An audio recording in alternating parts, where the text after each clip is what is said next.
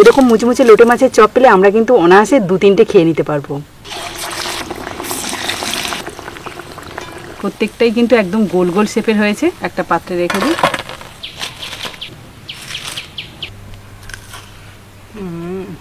নমস্কার বন্ধুরা, সাবিত্রী কিচেনে সবাইকে স্বাগত জানিয়ে প্রতিদিনের মতো আবারও চলে এলাম আমার রান্নাঘরে নতুন একটা রান্না নিয়ে। আর আজকে আমি যে রান্নাটা করব তার জন্য কিন্তু বেশ কিছুটা টাটকা তাজা লোটে মাছ নিয়ে চলে এসেছি। আর এখন তো বর্ষাকাল, চারিদিকেই কিন্তু লোটে মাছ পাওয়া যাচ্ছে। আর এই লোটে মাছ দিয়ে আমরা বিভিন্ন ধরনের রান্না করে থাকি। আর তেমনই আজকে কিন্তু এই লোটে মাছ দিয়ে খুব সুস্বাদু একটা লোটে মাছের চপ বানাবো, যেটা খেতে দারুণ লাগবে। বিশেষ করে তো সন্ধ্যের সময় মুড়ির সাথে কিংবা শুধু শুধু। আমরা তো বাইরের দোকান থেকে অনেক সময় বিভিন্ন ধরনের চপ কিনে খাই, কিন্তু বাড়িতে যদি আপনারা খুব সহজে এই ভিডিওটা দেখে যদি বানিয়ে নেন তাহলে কিন্তু সবাই খুশি হয়ে যাবে। আবার ভাতের সাথেও কিন্তু এই চপটা খেতে পারবেন, খুবই ভালো লাগবে। আর এটা কিভাবে বানাবেন তার জন্য কিন্তু সম্পূর্ণ ভিডিওটা দেখতে হবে। আর ভিডিওটা দেখে যদি আপনাদের ভালো লাগে তাহলে প্লিজ একটা লাইক করে বন্ধুদের সাথে শেয়ার করবেন। আর যারা নতুন বন্ধু আছেন তারা যদি ইউটিউব থেকে দেখে থাকেন তাহলে প্লিজ চ্যানেলটাকে সাবস্ক্রাইব করে রাখবেন। আর যারা ফেসবুক থেকে দেখছেন তারা ফেসবুক পেজটাকে ফলো করে দেবেন। তো বন্ধুরা দেখুন, আজকে যে লোটে মাছগুলো চপ বানাবো সেগুলো কিন্তু আগে থেকে ভালোভাবে ধুয়ে পরিষ্কার করে নিয়ে চলে এসেছি। আর এখানে প্রায় 500 গ্রাম মতো লোটে মাছ রয়েছে। আর এই চপের জন্য যে খুব বড় সাইজের লোটে মাছ লাগবে তা কিন্তু নয়। এই দেখুন, আমি এখানে যে লোটে মাছগুলো নিয়েছি সেগুলো কিন্তু মাঝারি সাইজেরও আছে, আবার বড় সাইজেরও আছে। এইটা হলো বড় সাইজের, আর এই দেখুন মাঝারি সাইজেরও আছে। কোনো অসুবিধা নেই, এরকম সাইজের পেলেও কিন্তু খুব ভালোভাবে লোটে মাছের চপ বানানো যাবে। তো চলুন এবার এগুলোকে হালকা সিদ্ধ করে কাঁটাগুলোকে বের করে নিই। তার জন্য উনুনটা ভালোভাবে ধরিয়ে নিয়েছি। এবার একটা কড়াই বসিয়ে দিচ্ছি। কড়াইতে দিয়ে দিচ্ছি বেশ কিছুটা জল। এবার এই জলের মধ্যে দিয়ে দিচ্ছি কেটে ধুয়ে রাখা লোটে মাছগুলো।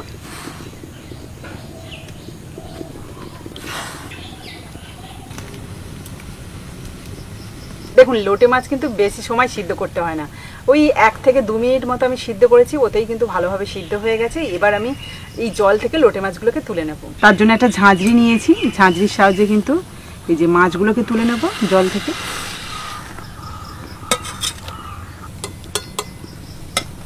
এবার তো লোটে মাছের কাঁটা ছাড়িয়ে নিতে হবে, তবে গরম আছে তাই এটাকে কিছুক্ষণ রেখে ঠান্ডা করে নেব। আর ততক্ষণে বেসনের ব্যাটারটা রেডি করব। আমি এখানে 150 গ্রাম বেসন নিয়েছি, সেটা সম্পূর্ণ একটা বড় পাত্রের মধ্যে নিয়ে নিচ্ছি। স্বাদ মতো নুন, অল্প একটু হলুদ গুঁড়ো, সামান্য একটু লঙ্কার গুঁড়ো, দিয়ে দিচ্ছি অল্প একটু গরম মশলার গুঁড়ো, অল্প একটু কালো জিরে, দিয়ে দিচ্ছি অল্প একটু জল। ভালো করে মাখিয়ে নেব।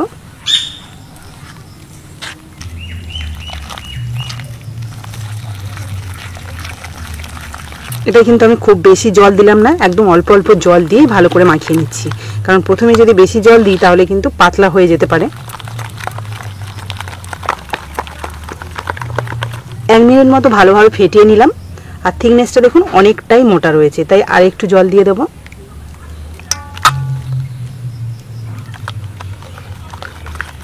এখন থিকনেসটা আমি এরকম রাখলাম, তবে চপগুলো যখন ভাজবো তখন কিন্তু আরেকবার আপনাদের দেখিয়ে দেবো ব্যাটারের থিকনেসটা। এবার এই ব্যাটারটাকে সাইডে রেখে লোটে মাছগুলো যে ঠান্ডা হতে দিয়েছিলাম সেগুলো ভালোভাবে ঠান্ডা হয়ে গেছে। কাঁটাগুলো এবার ছাড়িয়ে নেব। লোটে মাছের কাঁটা কিন্তু এমনিতেই নরম হয়, তবুও মাঝখানে যে শিরার কাঁটাটা আছে ওইটাকে কিন্তু ছাড়িয়ে নিতে হবে, তা না হলে চপের মধ্যে এই কাঁটাটা একদমই ভালো লাগবে না খেতে।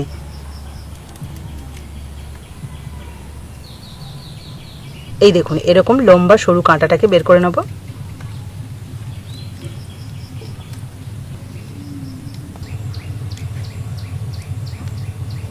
দেখুন মাছের কাঁটাগুলো কিন্তু খুব ভালোভাবে অল্প সময়ের মধ্যে ছাড়ানো হয়ে গেল। এই দেখুন, এবার আমি চপের পুরটা রেডি করে নেব। পুর রেডি করার জন্য কড়াইতে প্রথমে দিয়ে দিচ্ছি তেল, আর এখানে আমি সাদা তেলই ব্যবহার করছি। দিয়ে দিচ্ছি 1 চিমটি কালো জিরে, 2টো শুকনো লঙ্কা,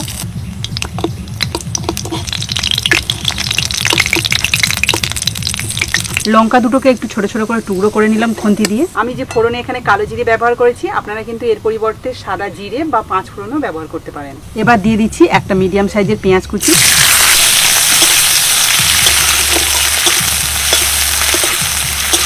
পেঁয়াজটা দেখুন তেলের মধ্যে ভালোভাবে ভেজে নিয়েছি। এবার এর মধ্যে দিয়ে দেবো 1 চামচের একটু বেশি থেঁতো করা আদা রসুন, আর দিয়ে দিচ্ছি কিছুটা কাঁচা লঙ্কা কুচি। হালকা একটু ভেজে নেব 30 সেকেন্ড মতো। যে কোনো চপের মধ্যে দেখবেন আদা রসুন থেঁতো করে দেবেন, সেটা কিন্তু খেতে বেশি ভালো লাগে। যদি বেটে দেন তেমন একটা টেস্ট পাওয়া যায় না, আমার তো মনে হয়। আপনারা একবার ট্রাই করে দেখতে পারেন। এবার এর মধ্যে দিয়ে দিচ্ছি 1/2 চামচ হলুদ গুঁড়ো। ভালোভাবে মিশিয়ে নিলাম সব কিছু। এবারে আমি যে লোটে মাছগুলো বেছে রেখেছি, মানে কাঁটা বেছে রেখেছি, সেগুলো দিয়ে দিচ্ছি।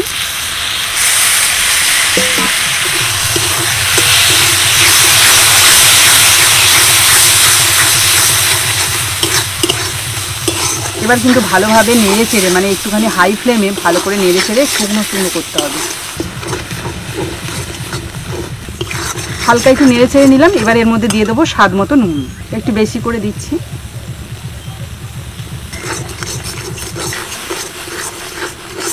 দেখুন আমি জোরে জ্বালানি দিয়েছি বলে অল্প সময়ের মধ্যে এই দেখুন লোটে মাছ থেকে অনেকটাই রস শুকনো হয়ে গেছে। এবার আমি এই লোটে মাছের ঝোলের মধ্যে দিয়ে দেবো সিদ্ধ করে রাখা আলু। আর যেহেতু চপের আলু, সেই জন্য আমি কিন্তু খোসা সমেতই দিচ্ছি। এইভাবে আপনারা চাইলে এই খোসাটাকেও ছাড়িয়ে দিতে পারেন, কোনো অসুবিধা নেই। যার যেরকম পছন্দ সে সেরকমভাবে ব্যবহার করবেন। আর আপনাদের আগেই বলেছি যে আমি নুনের পরিমাণটা একটু বেশি দিয়েছি, এই সিদ্ধ করে রাখা আলু দেবো বলেই বেশি দিয়েছিলাম। হলুদ গুঁড়ো তো আগেই দিয়েছি, এবার সামান্য একটু লঙ্কার গুঁড়ো দিচ্ছি। এটা অপশনাল, দিতে পারেন নাও দিতে পারেন, যেহেতু আমি কাঁচা লঙ্কা শুকনো লঙ্কা দুটোই দিয়েছি। তবে লোটে মাছের চপটা একটু ঝাল ঝাল হলে বেশি ভালো লাগে। এবার ভালো করে মিশিয়ে নেব।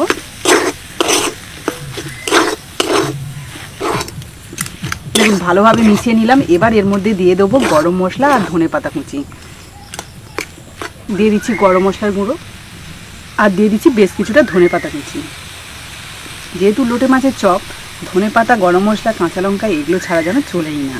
এবার আরও একবার ভালো করে মিশিয়ে একদম শুকনো শুকনো করে নেব। আচ্ছা, আপনাদের মধ্যে কারা কারা লোটে মাছ খেতে ভীষণ পছন্দ করেন অবশ্যই কিন্তু কমেন্টে জানাবেন।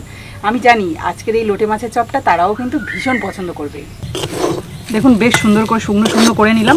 আর এই যে কড়াই থেকেও ছেড়ে যাচ্ছে, মানে ভালোভাবে রেডি হয়ে গেছে। এবার একটা পাত্রে নামিয়ে নিয়ে ভালোভাবে ঠান্ডা করে নেব।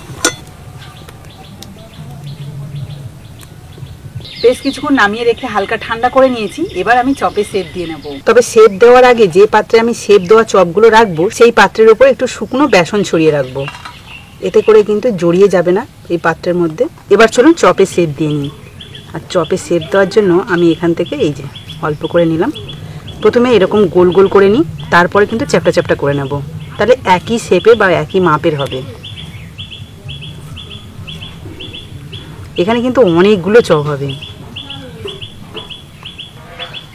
এখানে কিন্তু 15টা আমি গোল গোল শেপ দিয়ে নিয়েছি। এবার এখান থেকে চ্যাপটা চ্যাপটা করে নেব, মানে চপের সাইজ করে নেব। তার জন্য এই যে আর একটু ভালোভাবে গোল করে এটাকে চ্যাপটা করব।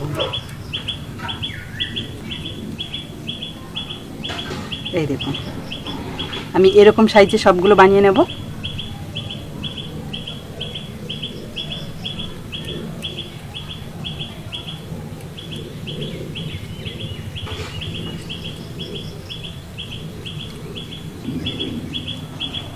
আগে থেকে এরকম গোল গোল করে নিলে প্রত্যেকটা চপের যেরকম শেপটা সুন্দর হয় এবং অল্প সময়ের মধ্যেও বানানো যায়। আর একটা জিনিস, যে এখানে যে চপগুলো শেপ দিচ্ছি এত সুন্দর একটা গন্ধ বেরোচ্ছে, কি বলবো।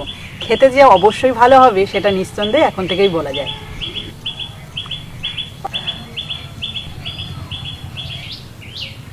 তো বন্ধুরা দেখুন সবগুলো চপের শেপ দিয়ে নিলাম খুব সুন্দর করে। এবার আমি চপগুলো ভেজে নেব। তো তার জন্য কড়াইতে কিন্তু আগে থেকে তেল গরম করতে দিয়েছিলাম। ভালোভাবে প্রায় তেল গরম হয়ে এসছে। এবার ব্যাটারের থিকনেসটা আপনাদের দেখিয়ে দেবো। তবে তার আগে এই ব্যাটারের মধ্যে দিয়ে দিচ্ছি 1 চিমটি খাওয়া সোডা, আর দেবো অল্প একটু জল। আর এই ব্যাটারের মধ্যে দিয়ে দেবো গরম তেল। আর এই গরম তেলটা দিলে কিন্তু চপগুলোও খুব সুন্দর হয়। 2 চামচ মতো নিলাম। এবার ভালো করে আরেকবার মিশিয়ে নেব।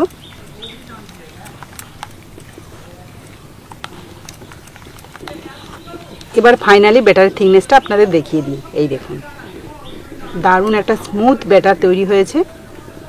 এবার দেখুন এই গরম তেলের মধ্যে চপগুলো ভাজবো, তার জন্য একটা শেপ দিয়ে রাখা চপ নিলাম। ভালো করে ব্যাটারটাকে মাখিয়ে নেব।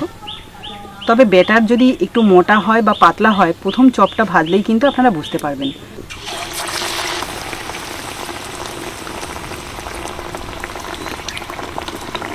দেখুন চপটা কি সুন্দর ফুলে উঠছে। তেলের টেম্পারেচারটা ঠিকঠাক থাকলে প্রত্যেকটা চপ কিন্তু খুব সুন্দরভাবে ফুলে উঠবে। প্রথমটা কিন্তু 1 পিঠ হয়ে গেছে, এটাকে উল্টে দেব।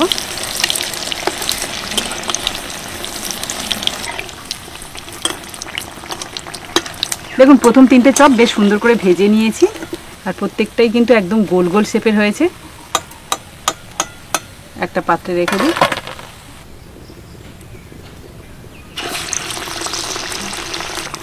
আমি যেহেতু একটু অল্প তেলে ভাজছি সেই জন্য খুন্তি দিয়ে কিন্তু একটাকে সাইড করে আর একটা দিয়ে দিচ্ছি, না হলে জড়িয়ে যাবে। এই দেখুন কি সুন্দর বলের মতো ফুলে উঠছে। এক পিঠ হয়ে গেছে তাই এগুলোকে উল্টে দিচ্ছি। আর এটাও দেখুন কি সুন্দর ফুলেছে। যে কোনো চপ যখন ভাজবেন তখন কিন্তু তেলটাকে অবশ্যই খুব ভালোভাবে গরম রাখতে হবে, তারপরে মিডিয়াম আঁচ দেবেন, তাতে করে কালারটা যেমন সুন্দর হবে তেমনই কিন্তু মুচমুচেও হবে। এই দেখুন দুটো কিন্তু খুব সুন্দর কালার এসে গেছে। আর এইটা একটুখানি এই যে এক পিঠ হয়ে গেছে। সেকেন্ড রাউন্ডের লোটে মাছের চপগুলোও ভাজা হয়ে গেল 3টে। আর চপগুলো কিন্তু দেখেই এখন থেকে বোঝা যাচ্ছে খুব মুচমুচে হবে। আর চপ মানেই গরম গরম খেতে হয়, তবেই বেশি ভালো লাগে। তো বন্ধুরা দেখুন কত অল্প সময়ের মধ্যে কতগুলো লোটে মাছের চপ বানিয়েছি। আর এতগুলো চপ বানাতে কত কম লোটে মাছ লাগলো আপনারা নিশ্চয়ই দেখেছেন। আর প্রত্যেকটা চপ যে কতটা মুচমুচে হয়েছে সেটা নিশ্চয়ই আপনারা দেখে বুঝতে পারছেন। তবে আরও ভালোভাবে ভেঙে আপনাদের দেখাবো, তাহলে আপনারা বুঝতে পারবেন যে মুচমুচে কতটা। যারা ব্যবসা করে তারা তো প্রত্যেক দিনই চপ বানায়, তাতে করে তাদের গোল গোল চপ হয়। তবে আমি বাড়িতে না বানিয়েও অনেকটাই কিন্তু একদম দোকানের মতো গোল গোল বানিয়েছি। দেখুন, দেখলে আপনারা বুঝতে পারবেন। আর মুচমুচে কোনো কথা হবে না। আওয়াজটা শুনতে পাচ্ছেন?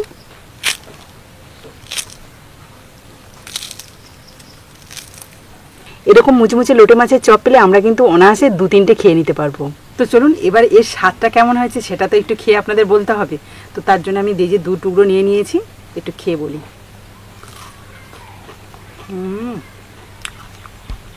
এ চপের কোনো তুলনাই হবে না।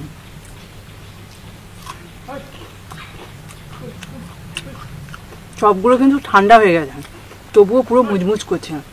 আমি যে পদ্ধতিতে বানিয়েছি এই পদ্ধতিতে আপনারা যদি চপ বানান দেখবেন প্রায় আধা ঘন্টা মতো একদম মুচমুচেই থাকবে চপগুলো। আর এর স্বাদের কোনো তুলনাই হবে না, এতটাই টেস্টি। আওয়াজটা শুনতে পাচ্ছেন? দারুণ খেতে। বন্ধুরা এই লোটে মাছের চপ যে একবার খাবে সে কিন্তু আলুর চপ খাওয়ার কথাই ভুলে যাবে, মানে যারা বিশেষ করে তো লোটে মাছ পছন্দ করে। তো বন্ধুরা আজকের এই রেসিপিটা আশা করি আপনাদেরও ভালো লেগেছে। আর এই বর্ষার সময় একবার হলেও কিন্তু লোটে মাছ নিয়ে এসে এইভাবে চপ বানিয়ে খাবেন, দেখবেন বাড়ির সবাই প্রশংসা করতে বাধ্য হবে। তো আজকের ভিডিওটা যদি ভালো লেগে থাকে প্লিজ একটা লাইক করে বন্ধুদের সাথে শেয়ার করবেন। তো আজকের মতো টাটা, পরের দিন আসবো আবার একটা নতুন ভিডিও নিয়ে। ততক্ষণে ভালো থাকবেন, সুস্থ থাকবেন।